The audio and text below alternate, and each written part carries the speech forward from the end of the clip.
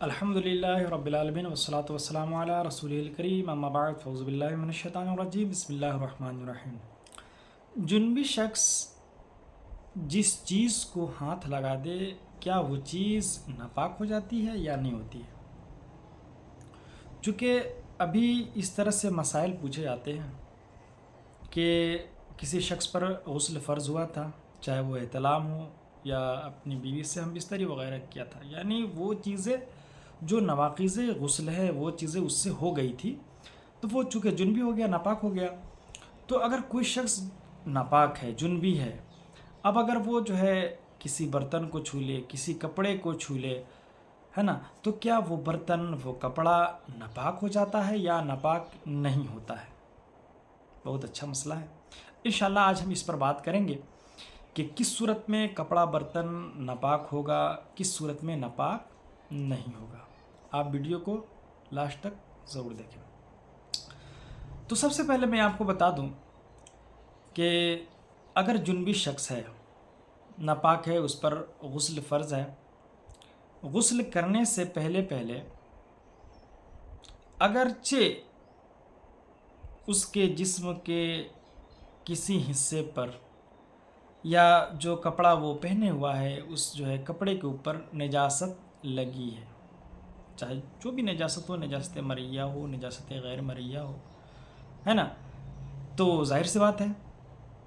کہ اگر اس پر غسل جو ہے فرض ہوا ہے تو وہ جنبی ہے، بغیر غسل کیے وہ پاک نہیں ہوگا۔ تو اگر ایسا شخص کسی کپڑے کو، چونکہ ہوتا یہ بھی ہے کہ جب وہ غسل کرتا ہے تو غسل کرنے سے پہلے جو ہے بنڈی ہے، انڈر ویئر ہے، یا اس کے علاوہ اور بھی جو کپڑے ہیں اس کپڑے کو دھلتا ہے، تو یہی لوگ پوچھتے ہیں کہ کیا جو ہے وہ ناپاک ہے نا، تو جنبی ہے وہ، تو جنبیت کے جو ہے حالت میں وہ کپڑا وغیرہ صاف کرے گا تو کپڑا پاک ہوگا یا نہیں۔ تو میرے بھائی یاد رکھیں کہ اگر کوئی شخص جنبی ہو اور جو ہے وہ ناپاکی کی حالت میں کپڑا صاف کرے یا برتن صاف کرے یا اور بھی جو ہے کمرے وغیرہ کا وہ صفائی کا اہتمام کرے، تو جس چیز کو وہ صاف کرے گا، جس چیز کو جو ہے وہ پکڑے گا، چھوئے گا، ٹچ کرے گا، مس کرے گا، وہ چیزیں ناپاک نہیں ہوں گی۔ اور جس چیز کو وہ صاف کرے گا، مثلا کپڑا صاف کیا، برتن صاف کیا، تو وہ ساری چیزیں پاک ہو جائیں گی۔ لوگوں نے یہ جو نظریہ بنایا ہے اور لوگوں کے ذہن و دماغ میں جو ہے یہ مسئلہ جو ہے گردش کرتے رہتا ہے کہ جنبی شخص اگر کوئی کپڑا صاف کرے گا یا کسی برتن وغیرہ کو پکڑ لے گا تو وہ چیزیں ناپاک ہو جائیں گی۔ تو میرے بھائی ایسا نہیں ہے، ایسا بالکل نہیں ہے۔ لوگوں کے ذہن و دماغ میں جو مسئلہ اور جو غلط فہمی جو ہے داخل ہو گئی ہے وہ لا علمی کی وجہ سے ہے، ورنہ شریعت کا ایسا کوئی مسئلہ نہیں ہے کہ جنبی شخص اگر کپڑا صاف کرے گا یا اور دیگر برتن وغیرہ کو پکڑ لے گا تو وہ چیزیں ناپاک ہو جائیں گی۔ اس لیے کہ جو ہے اگر نجاست بھی لگی ہے، تھوڑی دیر کے لیے ہم مانتے ہیں کہ نجاست بھی لگی ہے،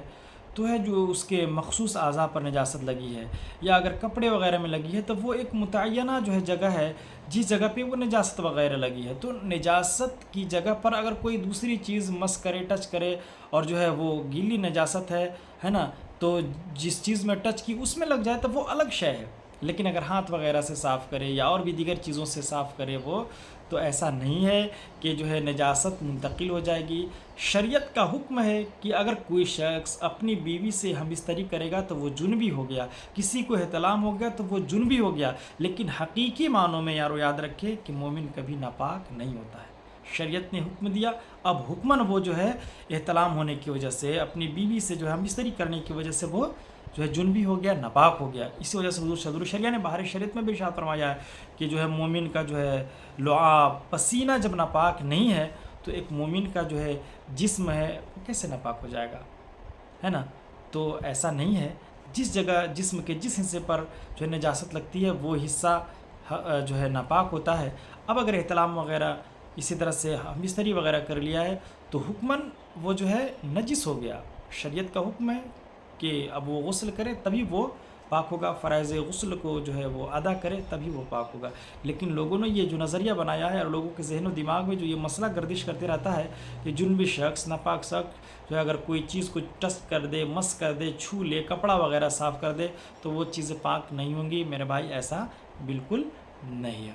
دوستوں امید ہے کہ یہ ساری باتیں آپ کو سمجھ میں آئی ہوگی. اگر یہ ساری باتیں سمجھ میں آئی ہے تو اپنے زیادہ سے زیادہ دوستوں تک شیئر کریں تاکہ زیادہ سے زیادہ لوگ استفادہ حاصل کریں. اور اگر چینل پر آپ پہلی مرتبہ تشریف لا رہے ہیں تو اسی طرح کے مسائل سے استفادہ حاصل کرنے کے لیے آپ چینل کو ضرور سبسکرائب کر لیں. السلام علیکم ورحمۃ اللہ.